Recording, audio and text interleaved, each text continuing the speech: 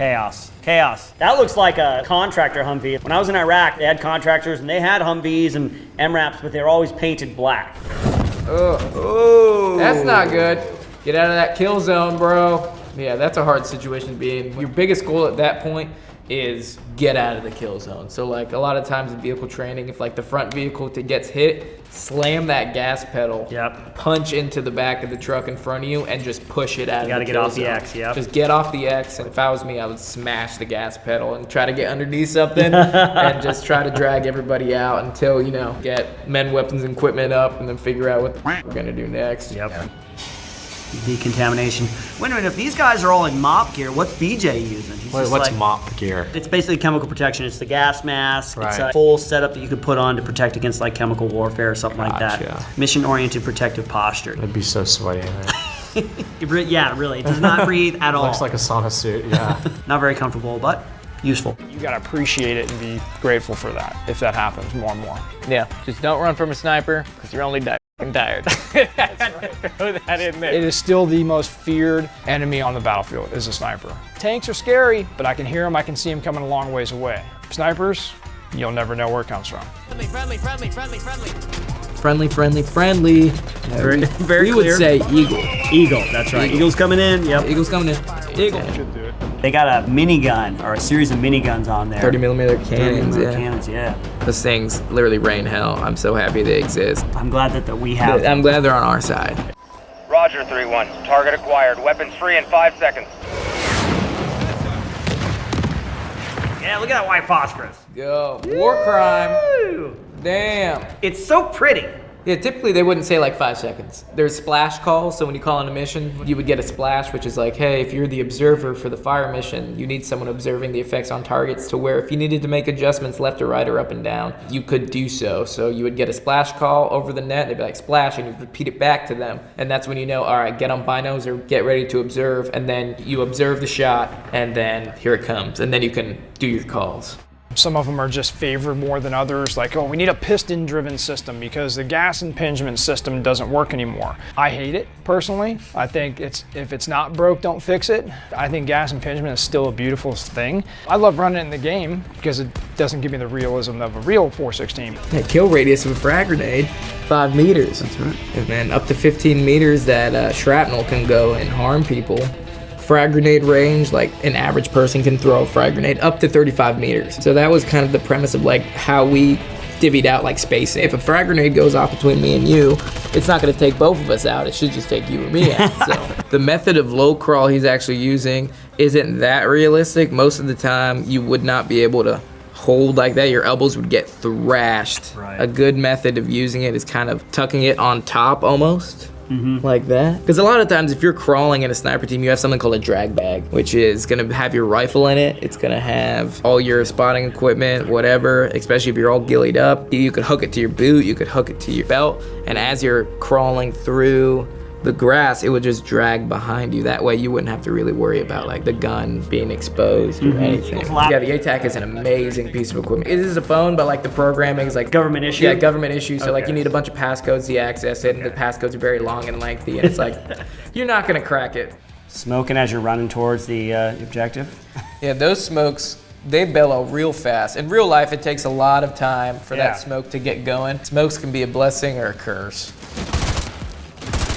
Didn't clear their corner, that's what happens. Oh, they're coming in. They're coming from downstairs, that's where the explosion is. Ooh, good angle. Gunfights are all a game of angles, man. Shoots the 5.7 by 28 round, a little short round, so my first suggestion of how to shoot this gun is put it on full auto and pull the trigger until somebody goes down, which is what you're doing in the game anyways, right? Collapsible ladder, yeah, something that you would definitely probably use if you know. We definitely do use it. Typically, you bring a couple ladders on you on an objective just so you can look over walls and find entrances such as what they're doing right now. And it looks like they're doing a silent clear, So they don't want to be blowing the doors off this place, letting everybody know they're there. So it needs to be very slow, methodic, and they're trying to use stealth as their security. Good count. Good communication between teammates. You'll have a series of hand signals that will be practiced in your SOP, so you can communicate with each other on the fly, very quickly, very simply. Once you work with your team enough and you develop those SOPs, they just become nature and you just do them. Yep. Like, especially, nobody needs to say a word. You just know. Once you see that hand and arm signal, it's just game on. Boonie cap in the middle of the desert, good for shade, but my sergeant major wouldn't let us wear them. Oh, no. Like, you only wear a boonie cap in the jungle. It's actually kind of cool because they established a foothold in this building now, and those guys are starting to move up, so you're essentially leapfrogging through this objective. They're maneuvering because they have an element that's providing cover and fire, and an element that's pushing up, and then they're gonna set and do the same thing for them. So that's actually very surprising that they did that. It's pretty good teamwork. I wouldn't be surprised if some of these guys are former military that just want to have that experience. Exactly.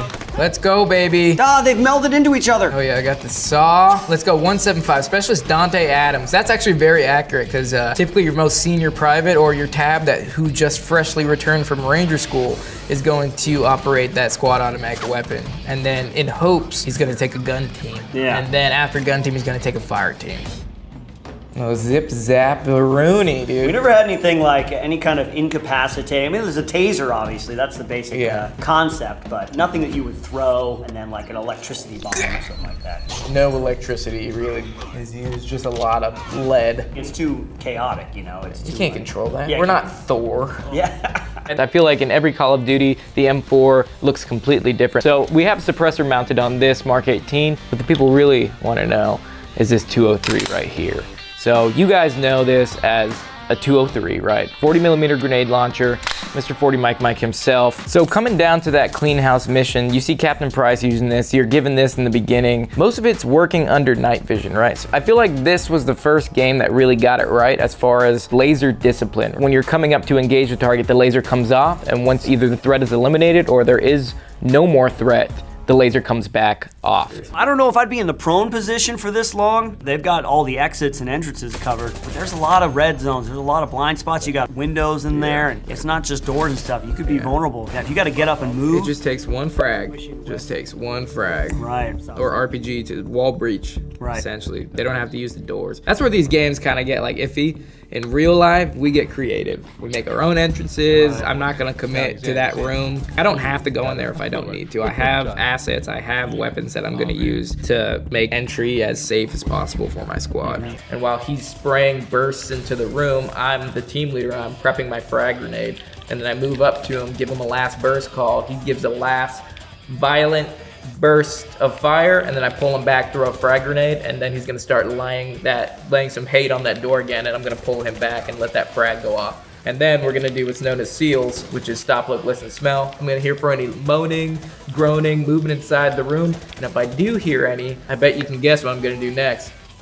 Oh yeah. What am I gonna do, Israel? You gotta fire this. Oh god, Captain. I'm sorry. I'm gonna frag the f*** out of it one more time.